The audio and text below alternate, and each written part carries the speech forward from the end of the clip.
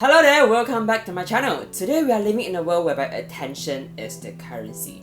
Therefore, companies all around the world are putting in a lot of money into creating creative content and also interesting advertisements in order to grab our attention. As we are being bombarded with millions and millions of information, there must be a portion of information that does not align with our belief. For example, let's say we are watching our favorite influencer promoting a product that we know is bad in general, yet we are their hardcore fans. If that happens, what will be your reaction? Well, today in this video, I am going to share with you this phenomenon which is known as cognitive dissonance, and on top of that, I will be sharing with you some ways that you could use in order to deal with it if it ever happens in your life. Besides that, I will also speak a little bit on how people with psychosis experience actually have to deal with cognitive dissonance in their life day to day.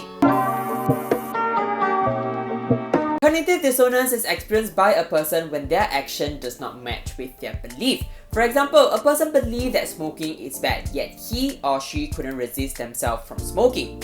Or in politics, the candidate whom we voted in an election is really not performing, yet on a certain level, we still feel compelled to believe that maybe he or she just needed more time.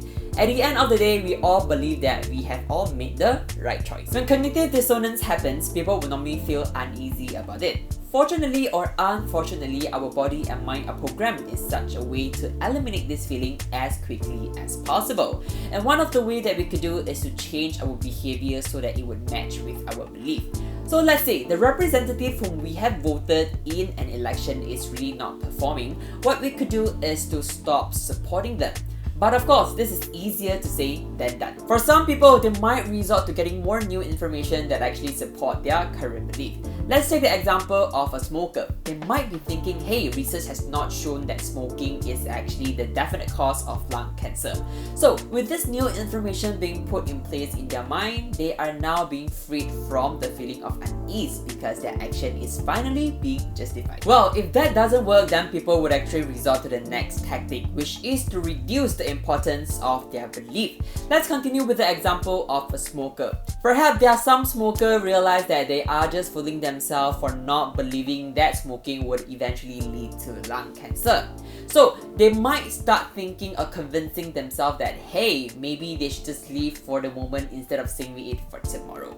But if that's what you want to talk to yourself, then just go ahead as long as it makes you feel happy. Of course, these are just some common examples of how cognitive dissonance could actually manifest in our life.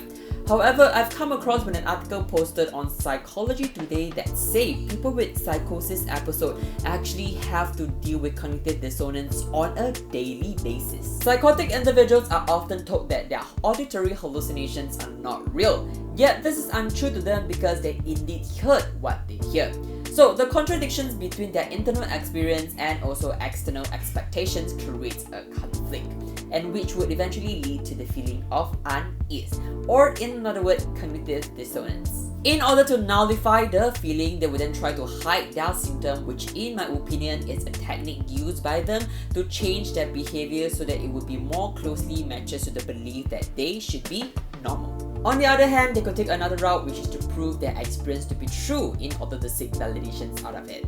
However, we all know how this would all end up to be. They would be more alienated by the society for their actions, which are deemed to be really bizarre. Fortunately, the articles actually mentioned that there are ways out there that could actually help them to ease the feeling of cognitive dissonance. Psychotic individuals may find it easier to deal with their issue when people actually have expertise in the area and also understand the bias when it comes to mental issues. In my opinion, I think when a society as a whole is more understanding and supporting when it comes to issues like mental issue, people with psychotic experience would tend to feel less obligated to be normal. Instead, they are allowed to express their feeling more freely and not being afraid of being judged by the society. Cognitive dissonance happens in our life frequently, especially in the current society where we are being bombarded with billions of information each day. So it is very important for us to deal with this issue positively.